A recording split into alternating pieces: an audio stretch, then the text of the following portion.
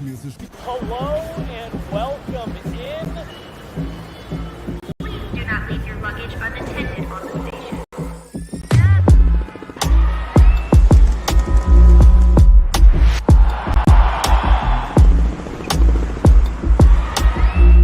Welcome to the show. Welcome to the show.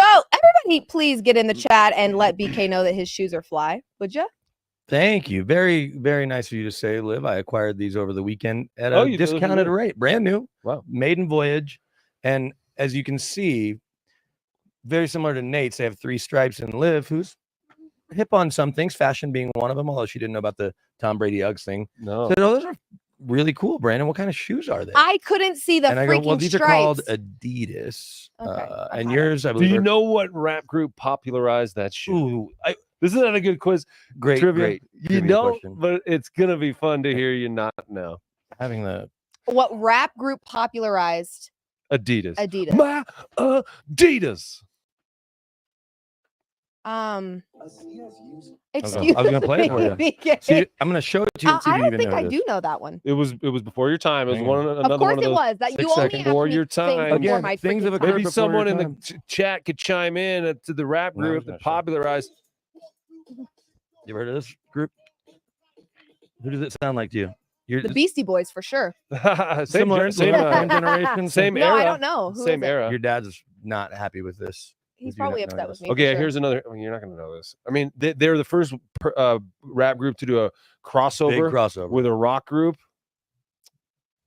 They were telling you a certain way to walk. In fact, in the song "Walk This Way," we need to make Walk this this playlist. way. I know that song. Right, Walk that's right, this that's way. we do need to make this Walk playlist. this way. Because I was gonna put some Walk Nirvana this on it. I was way. gonna talk to you. Give Put me some a Nirvana, kiss. some Beastie Boys on it. Definitely gonna put some Run DMC on Run it. DMC. Oh, crud. There was a TV show I used to watch with my dad. Oh, Didn't he have his own show? Reality Rev Run, show? Yeah, Rev Run had his Oh, reality show where yeah. he would tweet his or type his thoughts into his BlackBerry in the bath at the end of the show. Yes. Oh, that's We used to watch that. Okay, so I'm not like, well, I still am pretty uncultured from back in the day. I don't think you're uncultured. I No. think you're just kind of I'm new age. No, it's like I don't say worldview is not the right word. Just your knowledge of pop culture is limited to a time period beyond. I mean, not beyond. It's pretty much since you were 6 years old on. Yeah.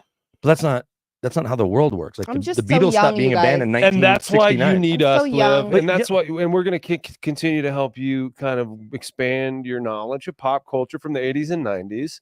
And you're Okay. going to help us expand our pop culture knowledge of what the 2016s and 17s. But I think youth is a good place to start with. Hey, even though you're young, there's still kind of a baseline expectation.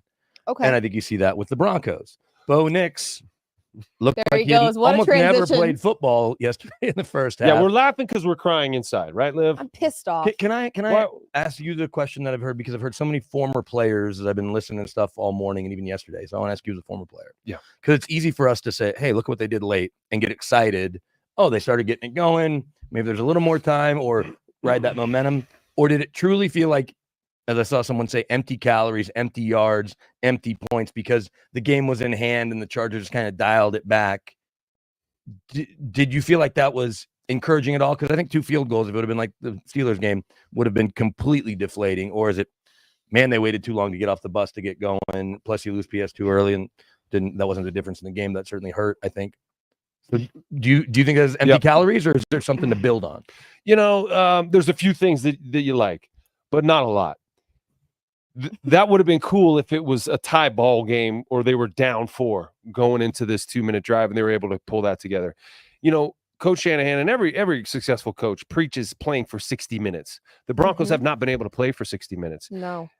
They played a shitty first half against the Raiders, or at least a shitty first quarter. They started to come alive in the second quarter. They played a really bad first 3 quarters yesterday. And so to be excited about one quarter when you're down 23-0 and they kind of back off you and they kind of let you do your thing a little bit, I'm not too excited about that. I guess what I do like is Bo's ability to improvise and get out of the pocket and make things happen with his legs. But at the same time, those first 3 quarters, to me, he wasn't standing in the pocket and dealing the ball. and there was a lot of phantom pressure he was feeling, and he wasn't standing tall in the pocket, stepping forward and delivering the ball on time to his guys. Justin Herbert was. Justin Herbert had.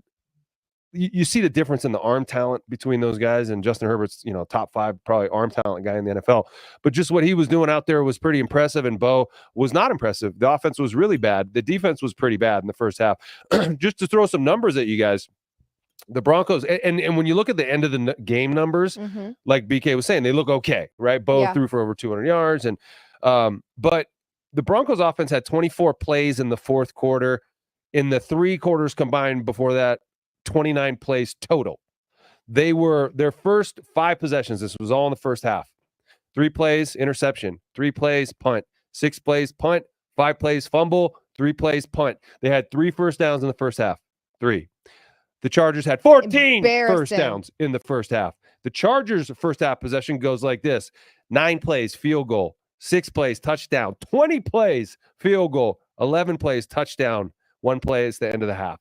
So to me, yeah, cool. You had a little fight at the end there, but you were already in the dirt. You already got beat, and you didn't come out ready to play at home after a big win. That's what I'm worried about with the Broncos. The offense looked pretty inept, and the defense wasn't able to hold up their end of the bargain like they had been in previous weeks. Agreed. The 20-play drive is concerning. We were standing there locker room asking PJ Locke about it. That can just be so deflating. And I understand it's a next man up league and all that. Maybe we're glossing over the PS2 injury only because of the domino effect that it creates with now Riley Moss becomes your number 1 corner. Levi Wallace, who has 70 starts in his career, including 9 last year. That's not, hey, let's try Damari Mathis out for his first game like it was against the Chargers 2 years ago when he's a rookie. This is a guy who has played plenty of football. I don't think Levi Wallace was bad, but when you take the best player, perhaps in all of football with how well he was playing, off the field, there's going to be a domino effect across the board. They had some ticky-tack, I think, defensive penalties at times. Certainly the McMillan one hurt. But just the fact that the offense wasn't getting anything going can kill your defense. A 20-play drive is also going to fatigue any unit, regardless of the side of the ball, I guess, but specifically defenses are coming at you. But not getting anything on offense is just throwing your defense back out there. Well, yeah, that's the thing. It's because there's a balance. I mean, a 20-play drive is a lot, but long drives happen, right? 12 plays drive, 4. It happens. But how does your offense respond after that? Are they going to get back on the field and let the defense rest? Well, the Broncos didn't. So right after that 11-play drive, they go 3 and out. Yeah, that's the killer. Pick up a first down, right? Every single first half scoring possession by the Chargers was met with either a 3 and out or 1 first down and punt or a turnover. And so that kind of imbalance to me, look, the Chargers were more well coached in the game. They were better prepared. They were more physical. They had a better game plan. I mean, Sean Payton should be embarrassed by what Jim Harbaugh did, bringing his team in and really stomping on the necks of his team right out of the gate. It never felt close. Do you guys recall Sean Payton last year saying that we can't always have a defensive turnover to win the game? We're still there, Sean. Liv, what's going to change, Sean? You were talking yesterday. I've had it. Liv, I want to hear about that because you said yesterday on the show, like, are we ready to take the play calling duties away from Sean Payton? Now, now that you slept on it, do you still feel that way? I think I do. Yeah. I think I slept on it, and I still think, Sean, it's time to demote yourself, big guy, from the play calling duties. I believe he did this at least once in New Orleans. I think it was probably Joe Lombardi that was allowed to call them then. This is a few years back. I need to double check that because Joe's been with him forever. Pete Carmichael was with him forever. So I can't remember who it was when he just felt like he didn't have it. And Andy Reid's done this before, but Andy Reid will just kind of do it in spurts. I think he did it most famously with Matt, the coach, Matt Nagy, before he went to Chicago. He let Matt Nagy kind of really call the offense for a stretch. In games, I remember hearing this, like, he'd say, hey, I don't have it, EB, because Eric Bieniemy was an OC for a long time after Nagy. EB, you take this. And it was more like in game, he just didn't feel, Andy didn't think what he was doing was working. And so he'd let these guys call plays.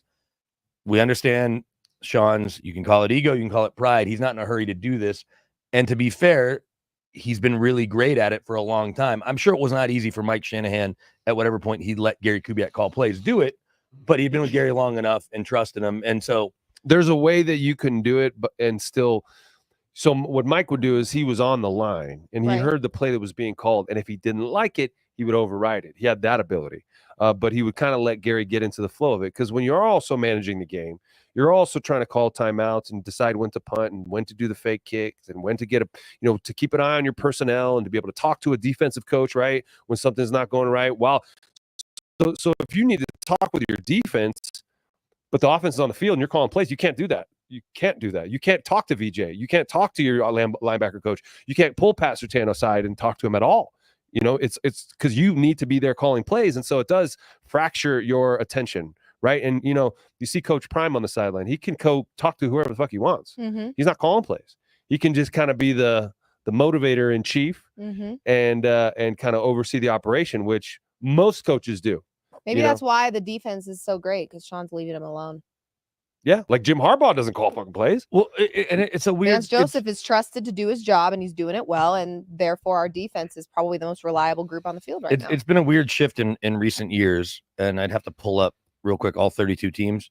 But because of Sean McVay and Kyle Shanahan's success, mm-hmm. then everyone they kept giving Sean McVay credit, but all those guys also worked with Kyle and Mike just about. But so Matt LaFleur, Zach Taylor, I guess never worked there, but Matt, Zach, Brian Callahan, who used to work here, he's calling his plays in Tennessee. But the defensive coach and or the coach of the coaches, which is what Jim Harbaugh, despite being an offensive guy, is, what his brother, who was a special teams coordinator, they've always been that. Mike Tomlin doesn't call the defense. D'Amico Ryans, Dan Campbell, Dan Quinn. There's kind of a shift. Brian Daboll clearly calling plays. We saw it last night on Sunday Night Football. He and Zach Taylor both. But there's been, I feel like, a bit of a shift back to, let's have a coach of the coaches, trust your OC. Now you're always worried that you're going to lose the Ben Johnson if you're Dan Campbell, and he almost did last year, or Bobby Slowick in Houston. But the other side was Nick Sirianni. Maybe he shouldn't be a head coach. He was the play caller in Indy a couple of years ago. Not calling plays, though, right now. I don't think that matters. So I think there's many schools of thought, or a few schools of thought. I just don't see Sean being in a hurry to give it away. If they lose on Thursday, maybe the conversation gets louder. You have 10 days to I don't think he would ever do that. I honestly don't think he will either, but that's part of the freaking problem, because now we're sitting in a situation where I just remember last year, I am not saying that by any means, I've said this many, many times on this show, I am not saying by any means that Russell Wilson was not largely part of the problem. He absolutely was. But I do feel like there was a lot of different opportunities for Sean to kind of push blame that way, instead of sitting back and going, okay, what do I as a coach need to fix in this situation? He was getting paid a lot of money. There was that element of Sean Payton being able to kind of use Russell Wilson as a scapegoat, because he was very imperfect and he knew how much the Broncos gave up to acquire Russell Wilson. But now this is your hand-picked quarterback. And yes, we know that with that comes growing pains. Let's not forget, this is a 3-3 start for this Broncos team with a rookie quarterback in what many would call a rebuilding year. It's not doomsday yet. Like, it's still a 3-3 start. That was a tough loss against a division rival, yes, and there's still things that we obviously need to work on. We saw them take many steps forward and now many back, so that is a little concerning. But it's now to a point where, again, this is now your hand-picked quarterback. You kind of wiped the slate clean a little bit in terms of adding new people, taking away people, getting rid of some veterans that I think a lot of people wanted to see stick around. So the element that I think we fall back on every single week as to what's not working is play calling. And who does that fall on? Sean Payton. You bring up an interesting point, Liv, because that first half yesterday looked a lot like the Russell Wilson-led Broncos last year, right? And he got benched because the idea was that it was Russell's fault. That also looked a lot like the Nathaniel Hackett there it is. Ding, ding, the previous year as well. Yes, it did. And so Russell, is it possible that Russell Wilson was the scapegoat in 2 really bad offensive years with bad coaches who were out of touch and calling shitty plays? Yes. I mean, that's possible. I'm not saying he's innocent. No. He did not do his part. He did a little too much sometimes. He was trying to do it his way. And yes, I know Russell Wilson sounds like he was maybe a headache in the locker room, probably, messed with the culture of the team. I get it. There's so many layers to having Russell Wilson in Denver, but can you really say that we've had that much of an upgrade offensively from Nathaniel Hackett to Sean Payton? How much of an upgrade can you really call the transition from Nathaniel Hackett to Sean Payton. Well, so far it hasn't been much different. I think the operation has been tighter. You know, we forget how much of a clown show Nathaniel Hackett really was. Oh, of course. Like the home field crowd was not the answer. counting down the play clock because they couldn't get it off in time. He was not the answer for Denver at all. Or the Jets talk about losing a play call. Yeah, exactly. So Nathaniel Hackett just got demoted in New Jersey as well. Somehow he kept Hang his it up, job. Hackett. He kept his job though. You know, he's still the offensive coordinator. That's he's not calling plays. Rodgers wants his buddy. Yeah. He can't live without his buddy that lets him do whatever the frick he wants out there. And they're playing tonight, so that's going to be interesting to see how that goes down. It's only a 1 point line. We don't have to spend a lot of time on the Monday night game ahead of it, but you'd like to? No, they're just thinking that they have to think. No, they have to think the bounce We don't have back. to talk about There's it, but no let's such talk about thing as it. not a lot of time when I you just- start talking, I just Brendan. think the bounce back. I think Vegas is nervous. There's going to be a bounce back with a new head coach and a new play caller on offense, but yeah, I don't. Well, sometimes there is a refreshing that happens when, you know, like the dark cloud gets lifted and someone gets fired. It's like, okay, we got a fresh start. Trying to prove something like we can do it without him type of thing. Right. Yeah. But I will say, like, as far as what we were just talking about before the subject was changed, the offense, the Broncos offense and what it looks like. So there's a lot of people right now talking about why there's no Broncos tight ends like making any plays or even involved in the offense at all. Well, that was a criticism levied at Russell Wilson as well. Why aren't you throwing to the tight ends? And so much so that everyone's looking back historically at, does Russell even throw to the tight end? Does he look across the middle? Why is he not? I guess it's just a Russell thing. We got to get Russell out of here because you look back at Sean Payton's experience in New Orleans. Jimmy Graham was an all-world tight end every year. He led all tight ends in the league, and he had 99 catches one year. We haven't even had you know, a tight end have 5 catches in a game yet, you know, which is insane, right? And so whose fault is it? Why is this happening? I see Bo Nix yesterday looking like Russell Wilson, running around a lot, bailing out of the pocket too early, not stepping up and seeing beyond the line of scrimmage. And I don't know if he's afraid of getting hit because he feels the pocket collapsing, if he's not comfortable with the personnel, with the plays. You know, that first pick he threw right out of the gate goes off Marvin Mims' hand here. Now, I'm not saying it was a great throw, but it was also the type of throw that you brought this, Tim Patrick would have made because he has a larger catch radius. He has better control of his hips. He's not a speed demon guy. By the way, Tim Patrick, 3 catches for 68 yards last night or yesterday in the Lions win. One of them was awesome. 42-yard catch. Around coverage. I didn't see it. I just saw the stats, but he got the scoring started for them. Starting for them on their opening drive, had a 42-yard catch and got the momentum rolling. So there are the Marvin Mims problem here. I think is something because he is trying to get him the ball. Yeah. Okay. We saw that. There was a deep ball. Yep. There was that one to start the game. He gave him that one on the 2-point conversion. Yep. That would have been there, and we're going to get into that later on the game-changing play. I don't want to spoil it. Spoiler alert. But just got spoiled. But there's like it's weird how it goes sometimes. Like it's just that play in particular, and I don't want to get in too far into it now. But that was a walk-in touchdown. If Audric Estime would have blocked his man. Yep. And so there's ripple effects of guys not doing their jobs, and so BK, what are your thoughts on the Russell Wilson comparison? There are some similarities in their traits. I just think that Bo, by all accounts, and this is from a lot of people, not just Sean telling us, he really can handle everything with the offense in terms of what they're asking him to do, where the ball's supposed to go, the processing and all of that. Before the snap, at the line of scrimmage, and even during the play. But I think there's a disconnect, and I might have brought this up to you yesterday on the post-game show, and I even when I got to talk to Tiki Barber and Jason McCourty just in passing at halftime about what the offense wasn't doing and about Bo, because I asked Sean this a couple weeks ago. I said, does he just need more time playing?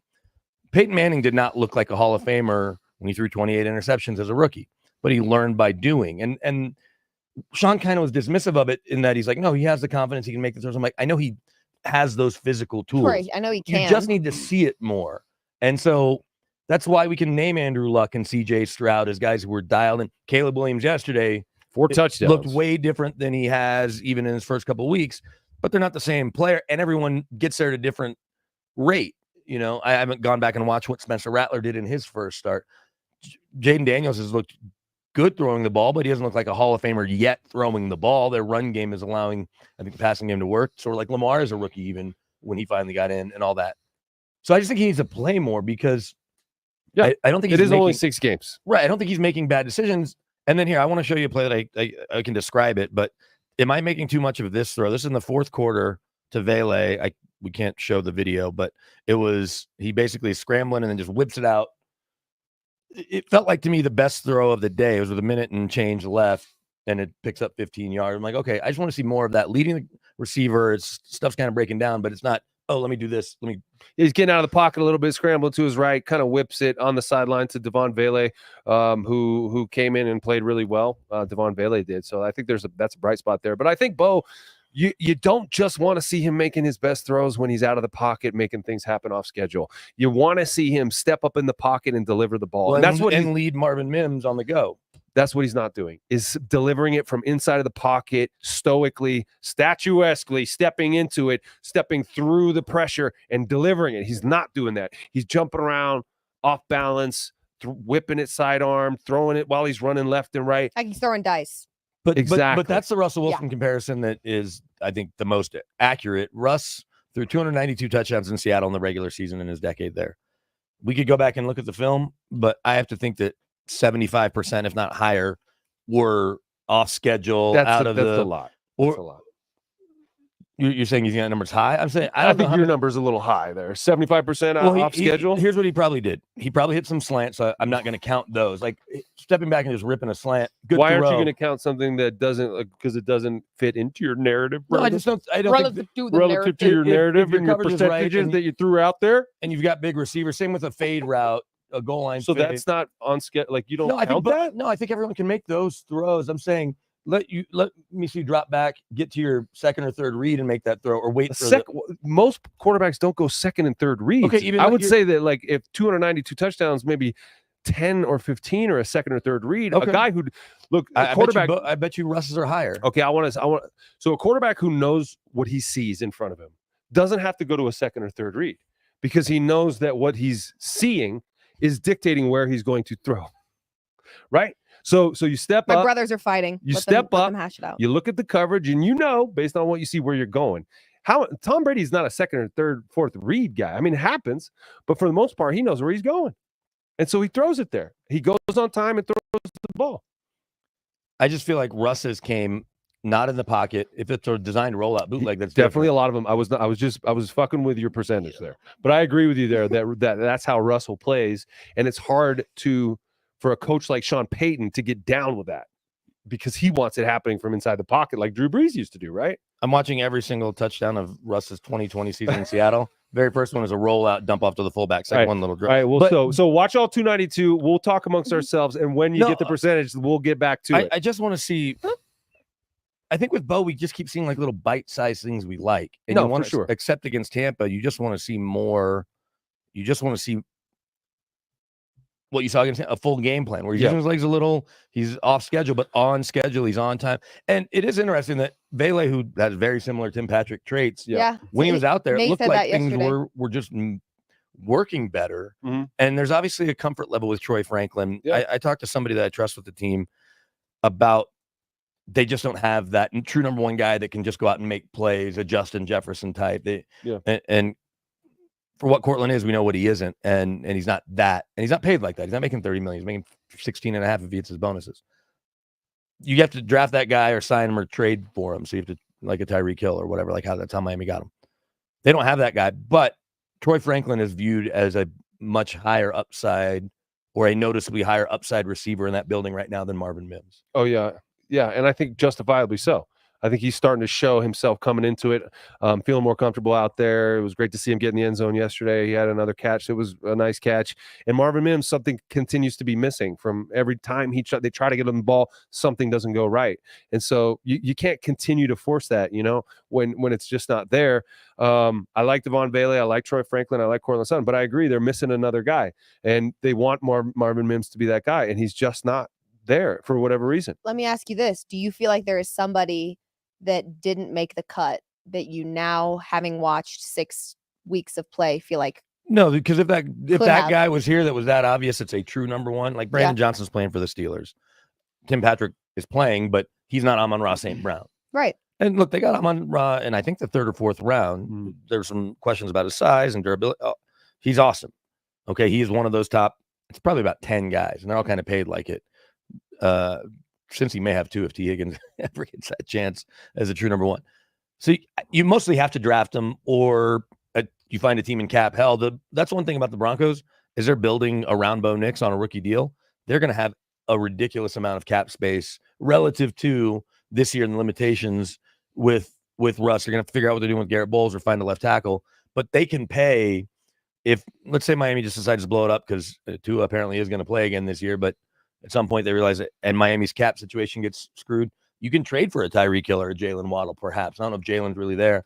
But that's the other thing, too, is I'm Daniel Jeremiah, who does color for the Chargers. He was there yesterday. I remember him telling us at the Combine either last year or the year before, he's like, this receiver room is loaded, or this receiver draft. He's like, and you can just say that every single year because of how 7-on-7 in the college game has changed. Look at Bo Nix's adopted brother, sort of adopted brother for Oregon, makes a couple of huge plays. Those kids are coming in as 17-year-olds at Alabama and Ohio State. They can find one. It just has to be a priority. And the guy I want is a guy who can take a hitch and break some tackles and take it to the house. That's what we don't have. Like Travis Hunter, the receiver. Right. I mean, Cortland Sutton, he doesn't break tackles. I mean, he makes excellent catches. He's a big body. He doesn't break tackles. Troy Franklin, not breaking tackles. Devon Vele can break some tackles, a few. We saw him be, at least he was hard to bring down when he caught that ball, that long one he had across the middle. LJ Humphrey is the best on this team with the ball in his hand. He breaks the most tackles. We talked about him before, being a former running back. But what I want is a guy with that ability to take it the distance, and the Broncos don't have that guy. And then, the tight end position just being pretty much absent game in and game out is just missing. You're missing a weapon. You're missing a tool in your toolbox, and you're not able to use it. And so the Broncos are limiting what they can do and what they can do to defenses who play them certain ways. What we used to do, we used to play a lot of 2 tight end sets. And the 2 tight ends we had out on the field could block, but could also catch passes. And so whatever you did on defense, we'd have an answer for it. Right. If you want to stack the box because you think we're going to run because we got 2 tight ends, we can throw on your ass, and we can push the ball down the field with tight ends who can run. And the Broncos have those guys. Lucas Kroll can run. Yeah. Greg Dulcich can run, but Greg Dulcich is not even suiting up now because he hasn't been able to take advantage of those opportunities. And then Adam Troutman is just your every down, blocking tight end, but he's not dynamic with the ball. And Nate Atkins is your jack of all trades football guy. He plays all the special teams. He can play fullback. And so he's a good football player who you like to have on your team, but clearly not a threat offensively. So, and then the running game. I mean, it wasn't very good. Bo Nix led the team again in rushing yards. That can't happen. No. I'm sorry. Yeah. Our rookie quarterback can't be our leading rusher. Not the way this offense is designed. It's different, I guess, with what Washington's doing with Jaden Daniels, especially with Robinson hurt. But even still, Robinson supposed to be their lead ball carrier. Caleb Williams, can run, but they're certainly relying on the backs there with Swift healthy again yesterday. And so, I'm with you. You want to see Bo.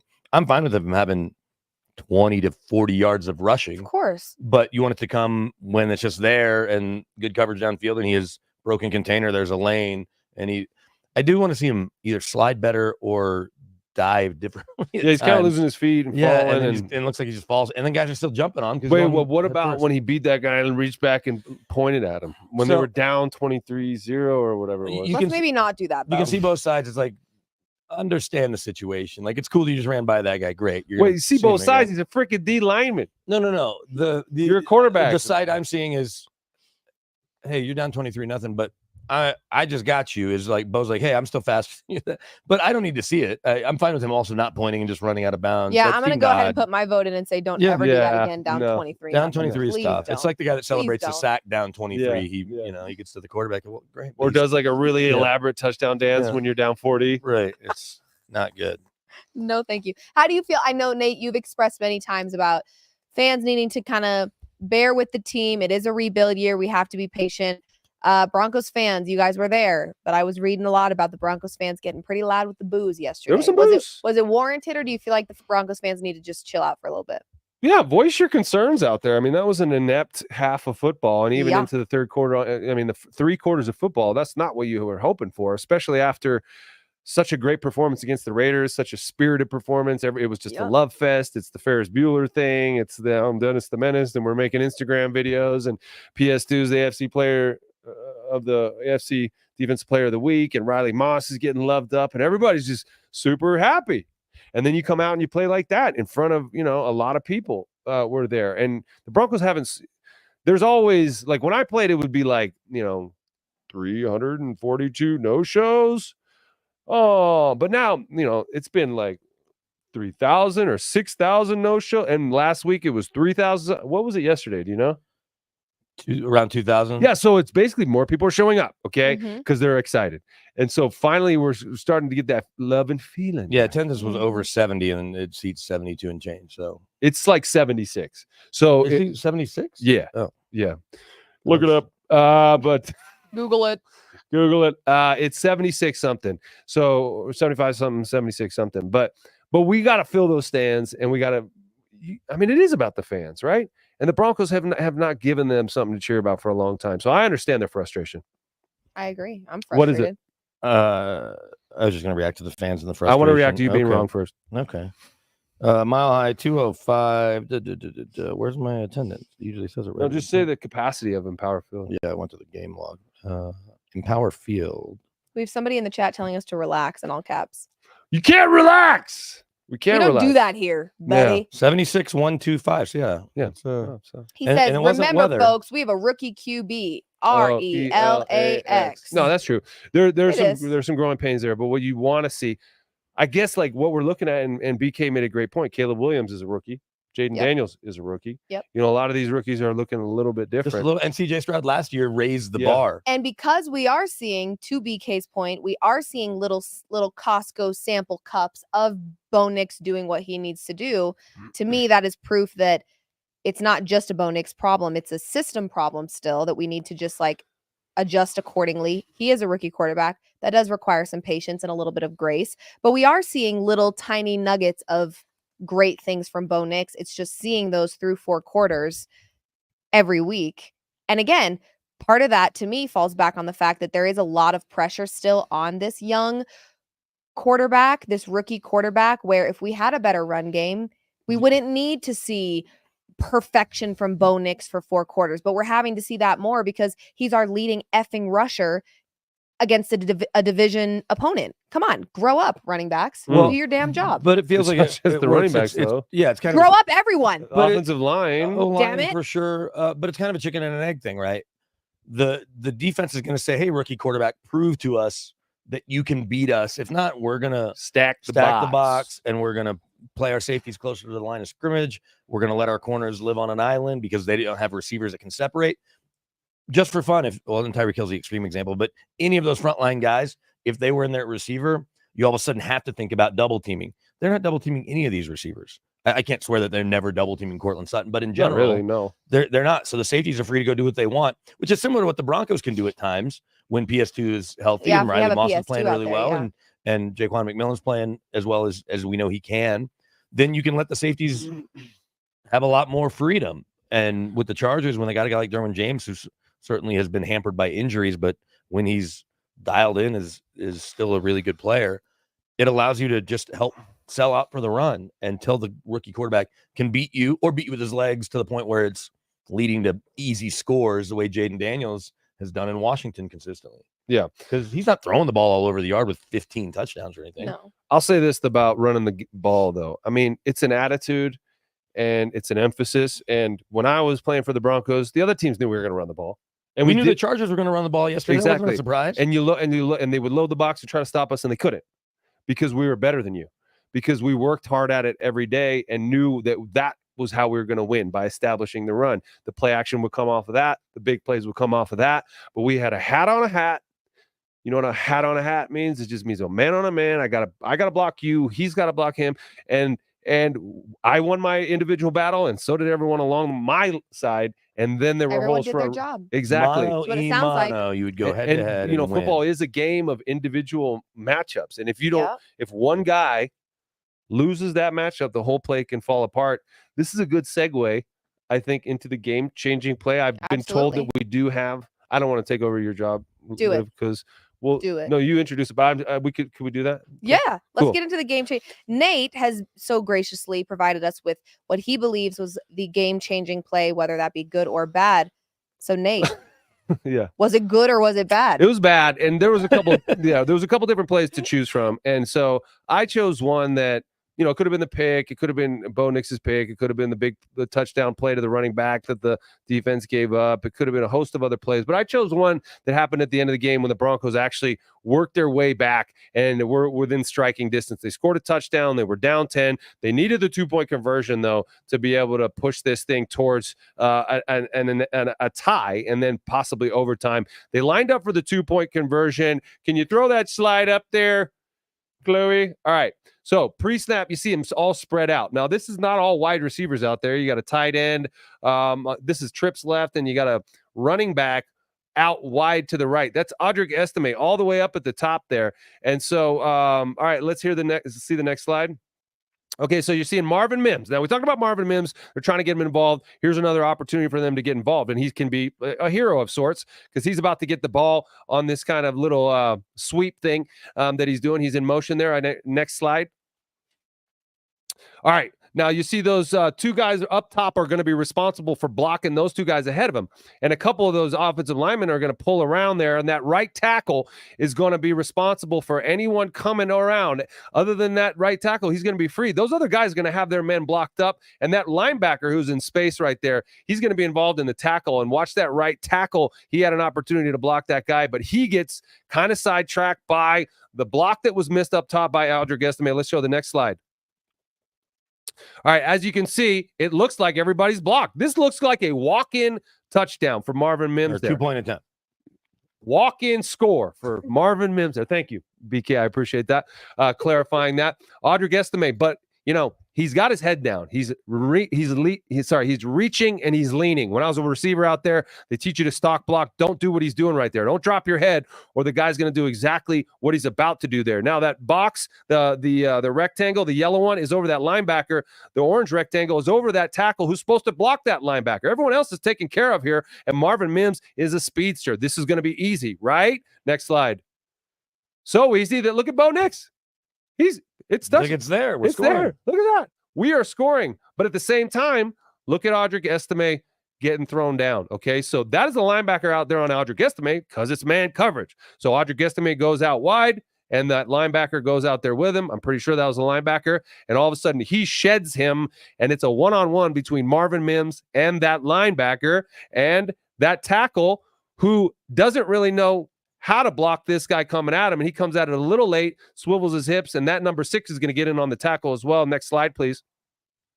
All right, and you can see that tackle being shed there, and now Marvin sees that, and he's like, oh, I got to cut back inside because this guy's blowing me up. Well, inside that linebacker's coming as well. Next slide.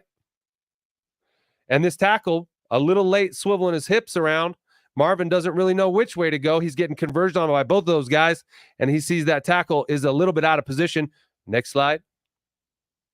And there we go. The tackle a little late to make contact there. And that linebacker, number 6, comes in and makes first contact on Marvin Mims. And you can see the number 0 right behind him. Next slide. And that's all she wrote. Yeah, Denzel Perryman, obviously a tackling machine. It's confusing because he was 52 for so long. Now wearing number 6, this guy's got nearly 700 tackles in his career. Nonetheless, you have to be aware of the other team's best players. Yeah. And so if I'm Matt Pert, I have to know that when I'm turning, I'm also maybe having to kick back out and slide the other way, and you have enough time because you see him coming. Yeah, and yet if Audric Estime makes that block, he doesn't have to cut it back in, and he can run to the pylon there. So like we were talking about, one guy misses his block or one guy screws up the play and the whole thing gets blown up. And for Marvin Mims, well, he could have been the hero there, and he's not. And now the Broncos have to do an onside kick, shitty onside kick. They get a chance to do it because it was offsetting penalties, and another shitty onside kick. He's doing this thing where it's a sideways spinning onside kick. I'm like more of a it got through both times. It did, but it doesn't give you a bounce. And no bounce. And so there's when you kick it sideways like that, it just rolls, and it's like you hope your guys can get through and get to it. But I like the bounces because I know I was on the hands team, right? And so I would always have to be ready to get those bounces. And when there would be a bounce, you don't know how that ball's going to bounce. And it would bounce on you and bounce off a guy. And I feel like those are a lot harder to cover as a hands team when it's bouncing this way versus the sideways spin. There's no bounce to it. And so you don't have to really worry about it bouncing up and bouncing off your chest. And clearly it didn't work out. So that was my game-changing play. Because if they hit that there, because they did get the ball back even before the onside kick, and that's where they took the quick field goal. Yeah. If they get that play there, they're down 8. So you're holding on to the ball, and then you're worried about a 2-point conversion to tie it, force overtime. Because some people were saying, oh, why wouldn't you just kick or go for 2 on that very first touchdown? Because then you could win the game that way. But if you miss it, you definitely need that now third score, and it takes you out of the game. So that kept them in the game longer with the first extra point kick. Then if they hit that down 8, just get the ball back, still have timeouts left, and you're driving to try to score a touchdown to put you within 2, then get 2 points, and then you still go onside kick, but you maybe just need a long field goal as opposed to the Hail Mary touchdown. And who knows how the Chargers are reacting. Well, no, if they had made that 2-point conversion, then you just need they just need a touchdown and a 2-point conversion. I'm saying if you miss that 2, then you still can. Yeah, then they had to score twice more. Yeah, that's why they did the field goal and then But if they hit that there, they don't have to even try the field goal. I have my game. But you know what? If you actually would have started playing football right at the top of the first quarter, we wouldn't have been in that flipping position. You wouldn't have been stressed about a damn onside kick or a freaking 2-point attempt or a freaking whatever else. So I don't know. Maybe just freaking show up the same time the Broncos fans do. Did you throw anything at the TV, Liv? The shoe? My middle finger a couple times. Okay. That's a normal Sunday. Sure. Yeah. When you're, especially as a sports bettor, teams that I actually don't care about at all usually can catch the bird a couple times. The Lions, all I needed was Jahmyr Gibbs touchdown for $1,300 on a $5 parlay, and they kept throwing it to offensive linemen instead of just handing it to Jahmyr Gibbs. I mean, come on, take care of your guys there, Dan Campbell. Well, they got Dave Montgomery, who's their guy. Yeah, but the times Gibbs was in at tailback because they like to switch off, so Montgomery got his. Jahmyr, plenty of yards. My game-changing play leads your statement leads right into my game-changing play. Take it away, BK. Okay, this is not going to take very long. Here's my game-changing play. That's the opening kickoff. Okay, you can see the receivers, the two, Draymond Smith and Marvin Mims ready to catch it. And that was how the game started. And the Broncos, I guess, didn't remember that's when the game was starting. So that changed the game. The second the Chargers kicked it off, bam, done. I love it. So very insightful. Not as detailed. You know what? And not short, maybe sweet, to the point. Because at the end of the day, that was really, truly the moment the game started and they forgot to show up and their heads were still on their pillows. One thing to remember too, and these are, you would know more about whether this is accurate. But when the coaching search was happening after Nathaniel Hackett was fired, Jim Harbaugh was being heavily courted by the Penners. They went out there to Michigan. They met with them, and they wanted Mr. Harbaugh. Apparently, he didn't want them at the time. And so they settled on your boy, Sean Payton. I mean, is there any... Boy? Your boy. Not my boy. Look, Sean Payton is not my relative boy. to hoodies. Sean Payton is not my boy relative to the way the how the last 2 years have gone. The way the Chargers play is old school. Oh my god. Okay. They still haven't also won any Super Bowls ever. And let's see what Jim Harbaugh, when his tenure's over, he only coached in the NFL for 4 years, went to a Super Bowl in New Orleans. Where maybe Sean Payton, because he's friends with John. When the lights went out, huh? Maybe Sean pulled the plug and turned the lights out on that one. Oh, he probably did. Because I like relative John more to than electricity. I'm gonna ask you this, BK. What loss this season will be the nail in Sean Payton's coffin? What coffin are you talking I'm building it. I'm currently building it. I need nails. So I want to know where the damn nail's coming from. Just so tell we can me get when. this thing Just finished. tell me. Unless they get run off the field and lose every game from here on out, Sean Payton's not losing his job. I don't know what they're gonna do Thursday, but they'll probably fare well against a rookie QB. Not having PS2 is gonna hurt if Olave actually gets going. He had -1 points yesterday in fantasy, so -1 point. Who did? Chris Olave. Oh yeah, no, he got. Do hurt. we also think there's a little bit? Olave can't go. So he had a concussion as well. You've got a rookie quarterback, right? He did get a concussion, so there you go. Then you get the worst team in football probably, and the Panthers coming in, even with their offense being slightly better with Andy Dalton. The defense isn't very good, and Jero Vero's a heck of a coach. He was here with Nathaniel Hackett. Sean wanted to keep him before he hired Vance. A lot of people wanted to keep him. They're undermanned. You can go from 3-3 or 3-3 to 5-3 real quick. Now you go to Baltimore and KC right after that. Yeah, but still, you're way more in the mix than at 0-2. I understand the panic button. You weren't pressing it, but you at least had your finger over it. Then you go on the road and get 2 solid. Look what the Bucs have done when not. I get they lost last Thursday, but it was a back and forth heck of a game. The Bucs have played well. Let's see what happens with the Jets tonight. They're a dumpster fire, but still a good win against a good defense. You beat the crap out of the Raiders as you should have. If you want to start building a coffin, go for it. I'm not going to stop you. I'm saying the Penners aren't thinking about that. But back to the Harbaugh thing real quickly. Sorry, just because Nate asked. There were kind of mixed, I don't say mixed messages. Just because, and I don't know who liked who. Greg Penner may have liked one more than the other. Kerry Walton Penner may have liked. Condoleezza Rice very much involved in the process. Condi was down there yesterday on the her vote. I don't say it doesn't count as much, but let's just be honest. Hers counts maybe more than Lewis Hamilton's or Melody Hobson's. All right, mate. What's this pointy ball? How do you play this game? But he did show up at practice 2 weeks ago. I don't know if he was at the game, though. You guys got to listen up, okay? You got to dig down deep and just really try hard here. With your first down, second down, third down, you got to punt it. I see wishes is punting the ball on first down and just get it out of there. And Rob Walton was in all those meetings as well. And even though Rob wrote the biggest check, we know Rob's not involved in the day-to-day. But Rob may have liked one more than the other. I know that they talked to Jim Harbaugh once and then flew to double check with him. And that in and of itself is probably accurate deduction that, they must really like Jim Harbaugh. If Greg and I know at least Greg and Kerry, if I'm not mistaken, or for sure Greg, got on the plane just to double check with Jim before ultimately offering it to Sean. Sean, there's no question, though, that Sean's come in and changed the culture and the way they do things in the building. I don't want to make it sound like he's not doing anything good for this Broncos. And I know it's like 3-3 start. This is just one of those typical overreaction moments where we feel like we're backtracking and it feels like the here we go again moment, which is very fair, I think, to allow Broncos fans to feel that. So this is a safe space. If you feel like it's a here we go again moment, same here. So you're fine. My question is, I do feel like there is just this and maybe I'm misinterpreting, but I feel like there's a lot of D-writing when it comes to Sean Payton sometimes. We sugarcoat stuff. We're scared to say what's really going on. I'm not saying here, I'm saying just in general, there's this overlying, maybe there's a fear aspect involved with Sean Payton where we're like, let's find every possible way to not put blame on Sean Payton and find another person to blame or find another situational, circumstantial excuse to use here where it's like at some point, like if he's not willing to give up the play calling and it's still shitty by week 10, then like, what are we doing here?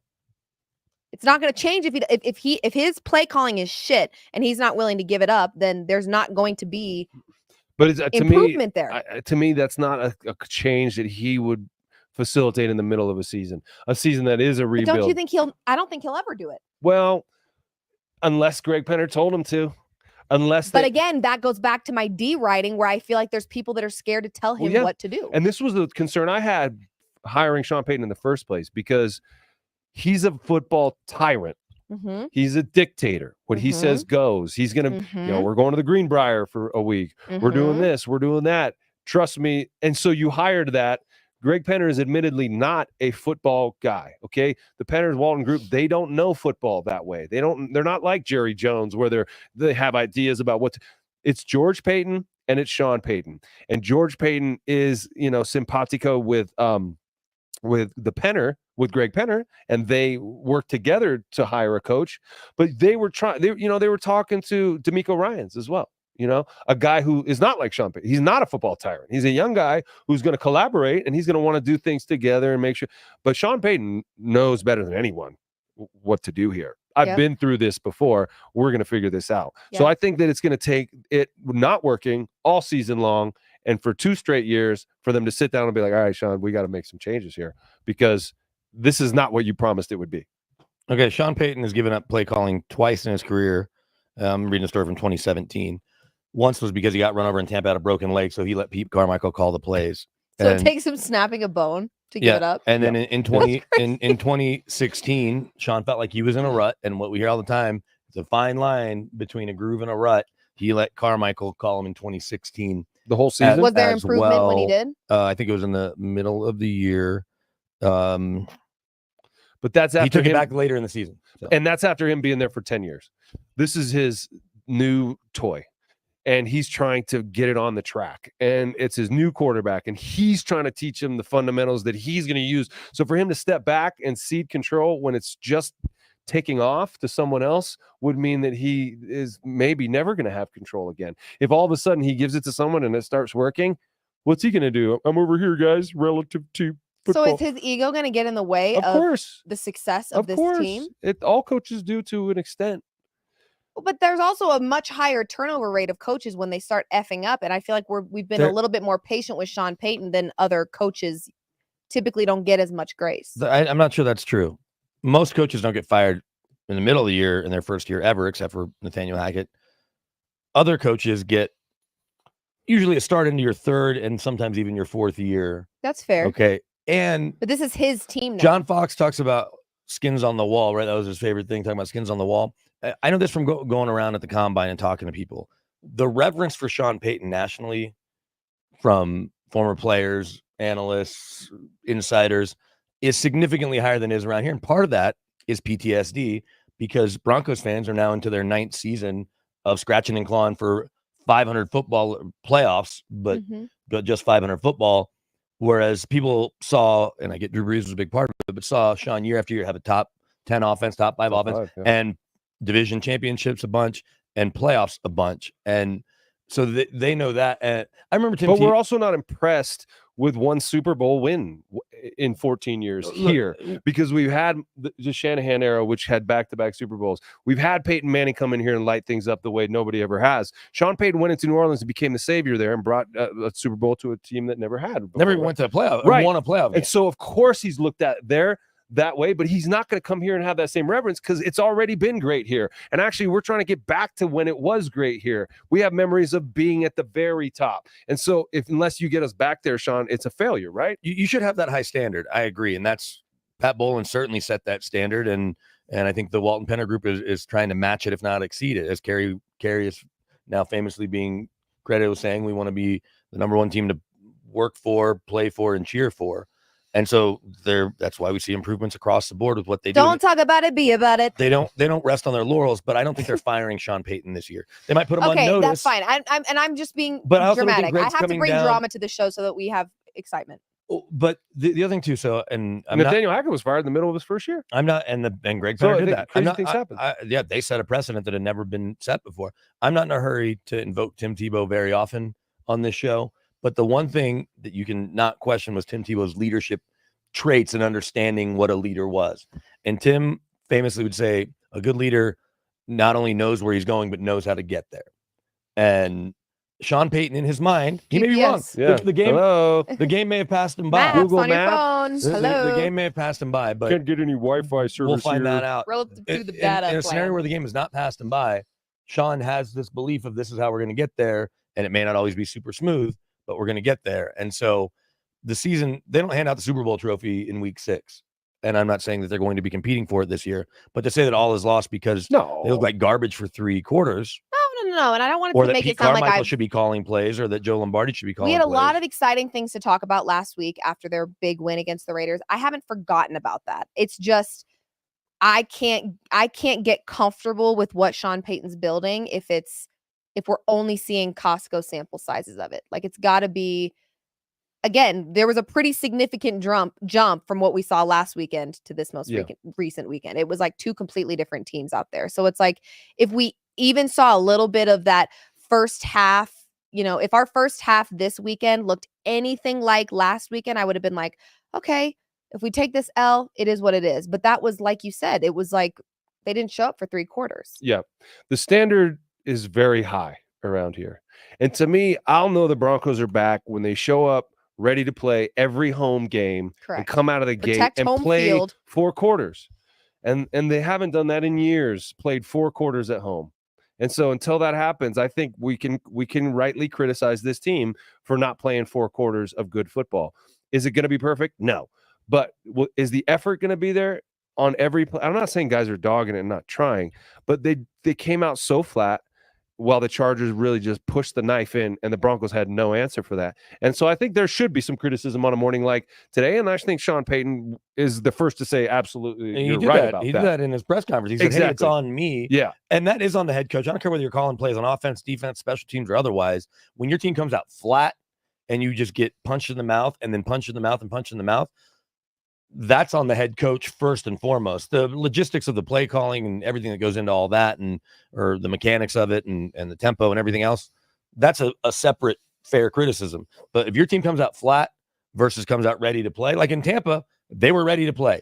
They got off the bus in Tampa and hit the ground running and punched the Bucs in the mouth. Jumped up 14-0. Bucs finally get a scoring drive. They come right back and get a field goal to make it a 10-point lead again. And so we haven't seen that except once this year in now 6 tries where they've gotten off the bus and been ready to go from the first whistle. In Tampa Bay. And yeah, that was Yeah, one. So that was like the they're best 1 in start 6 they've had. or 1 in 5 and 6 opportunities to come out clicking early. Yeah. And it's not even about, because Sean was asked this today on his conference call about the fast start. Fast start's great, but just effort, being ready to play. And I guess you can say to some degree they were with the Steelers and Jets in that they kept it close. Even Seattle, they got the safeties and everything else in the pick, but you want it to all be there where everyone's on the gas pedal and just rolling. And the interception first drive just kind of. Yeah, and then That 2 kills plays the later, you lose boner. PS2. Yeah, the boner. Sean did talk about this morning. And we said this before. Nobody's more excited about just you have to have a Thursday night game. That Sean's return to New Orleans happens to be on a Thursday night. Mhm. Andrew Brees is going into their Hall of Fame. They have a Ring of Honor and a Saints Hall of Fame, so he's going into that On at Thursday, halftime. that's still happening. Did you on call him Thursday. Andrew Brees? And Drew Brees, although I believe his Andrew name Brees. is Andrew. Is that his full Brees. name? That would It's be probably- Very right. likely. Yeah. Very likely. It could just be Drew, but very likely it's Andrew. Do you know that's not even a real birthmark on his face? He just paints it on every morning. He thought Madonna's was cool. He's like, I'm gonna one up it. He does it every day. I'm just kidding. Screw you guys. Truly. Screw Mike both of you. Tyson same thing. No more jokes No, from the dads. No more I'm done. more jokes. But Sean, he didn't downplay it, but he said, look, this is, and I'm gonna tell the players this again tomorrow. It's about we need to win this game. We need to get back on track, all of that. But it was pointed out by Jeff Legwold, hey, when Payton Manning went back to Indy, right after the teams came out, before kickoff, they threw a tribute video up, and Payton admitted that it made him pretty emotional because he knew that everything was coming back and seeing people and all that, but all that happens pregame, and let's get into the game. And right before kickoff. And so Sean today was like, wow, that's pretty clever on Indy's part. But I think this was not Jeff's intention because Jeff's never in a hurry to truly try to help the team. But Sean in the back of his mind, like, oh, they may wait and do my tribute video right before kickoff too. So now he'll be, not that it won't make him emotional. Right. Do we think we'll see real quickly? Because when the Falcons are in here in a month, do we think Justin Simmons is going to get a tribute video? DT did. Should. He DT should. did. Absolutely. A week later, he came right back. If he he gets traded. doesn't, Should. I think, I he think should. the I think he Penners will do that because they're very like big on like being classy, doing things the I right think they way, will. honoring people who've actually been a part of this And team. I mean, 3-time All-Great Man of the Yeah, year. yeah. They've Still got lives to. here. Still, yeah. So. yeah. Okay. Well, any immediate thoughts? I know you wanted to talk a tiny little bit about it earlier, but any immediate thoughts on the Monday Night Football game we've got tonight? I'm just hopeful that Aaron Rodgers just lays another egg, and just like Lays a big fat I just one. want to see that fail. I don't know why. To me, it's because you've spited the football gods with the way you've gone about these last couple years. Yeah. You don't come from any camps. You're too good for that. You go to Egypt. Screw everybody. I'm doing it myself. I'm that good. I like when that sort of approach gets a comeuppance and you realize you cannot cut corners. Humble yourself. Right. And so, at the same time, when he plays well, it's still a beautiful thing to watch Of course. him play that position. I don't think they're going to find a way to win. I think the Bills are going to beat them. I agree. Yeah, I'm not going to pick against the Bills, but Monday nights can be weird. Very. This is the exact game. Now, it's not the same week, but this is the exact game Bills at Jets to kick off the season last year where Aaron Rodgers gets hurt.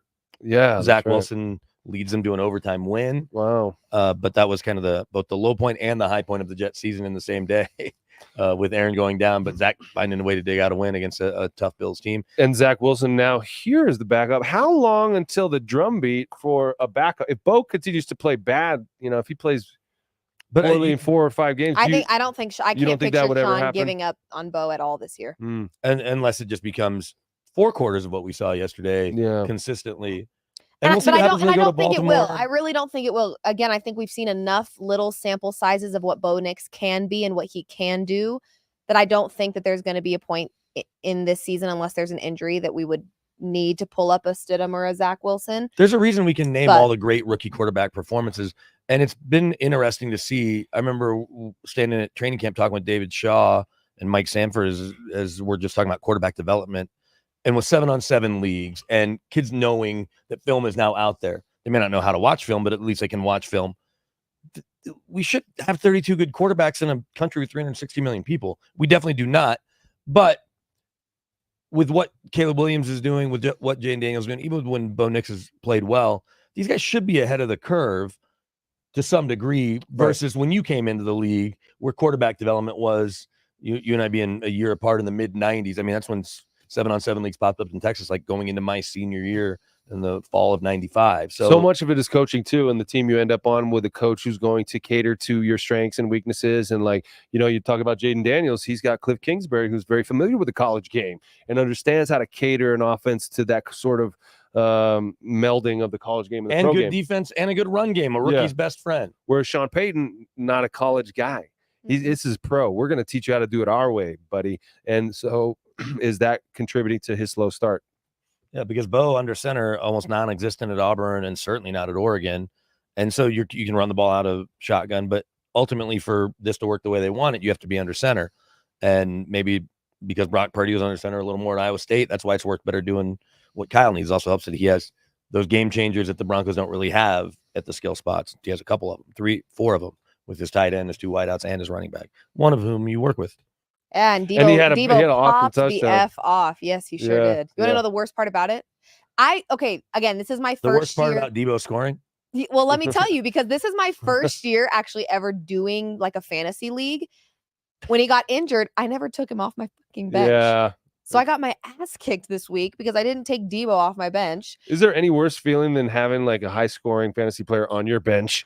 You're like, I mean, that was pretty. That You're saying you sucked didn't- the life out of me. And then I kept seeing the leaderboard, fantasy leaderboards, just across my screen all day And he was yesterday. number 1. And he was Yeah. like number 1, and I was like, motherfucker. And I really don't care about fantasy like that. Like I don't check it religiously. Like I'm not in it like that.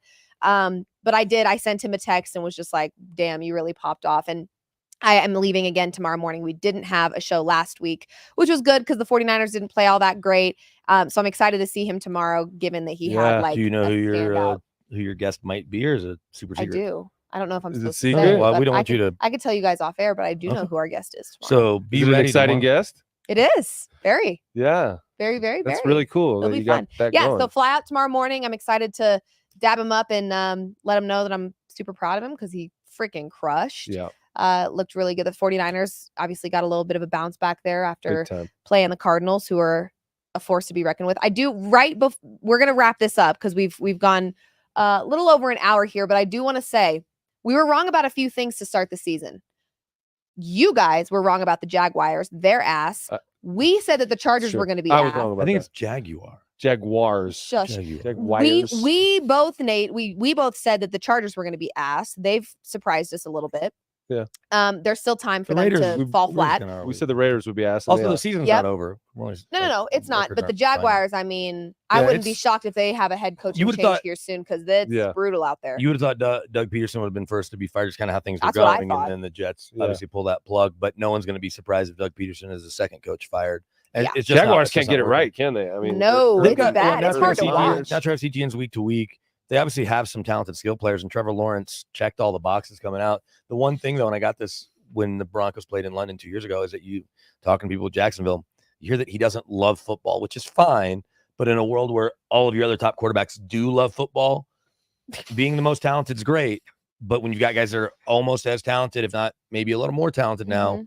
and they love football, and it matters just a little more to them or a lot more to them, then that can almost tip the balance in games that matter against Josh Allen, Lamar Jackson, certainly Yep. Patrick Mahomes, guys like that. The pleasant surprises, I feel like Commanders and Vikings to me. I've just been like loving watching them play Yeah, football. you're seeing what kind of football coach Kevin O'Connell is. And by all accounts, we talked about Harbaugh and Sean Payton. Kevin O'Connell blew them away in his interview when Hackett ultimately got the job. Bless Wow. you. Yeah. I beg my pardon. But Sam Darnold's Excuse either going me? to get paid by the Vikings or get paid by somebody. That was Yes. psychotic. I was like live releasing a demon or something. That was Woo! Okay. Well, this has been another episode of Off Field. I'm Liv Moods. This is BK. That's Nate Jackson. I will not be joining them on Wednesday. They'll Neither be going will I. live. We may be doing this tomorrow. Yeah, we may be trying to figure Okay, something so out. I will be with them on the next show because I will be flying there, filming, flying right back. And I'm not sure what we'll do about a Friday show. We'll I mean, just it do could the be cool show. to do like a recap, obviously, Kind of but like today, but a different day. yeah, of the week. we'll do a That's cool. post game live reaction. Are you traveling to New Orleans? I am. That's why our And you Wednesdays are not. adjusted. I'm not. So would you like to be in studio with me on Thursday night to do a post game live show for the Saints game? Putting you on the spot. Yeah.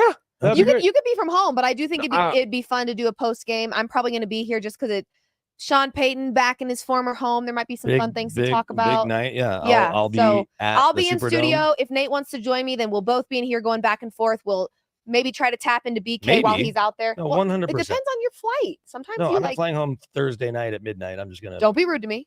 You Red eyes staying till exist. Friday. Red eyes exist. Not from New Orleans. Okay, to well, Denver. BK will be tapping in with us from New Orleans then. So we'll have you a post-game live show. They may be going live tomorrow to do a little bit more in-depth stuff of what we can expect Thursday.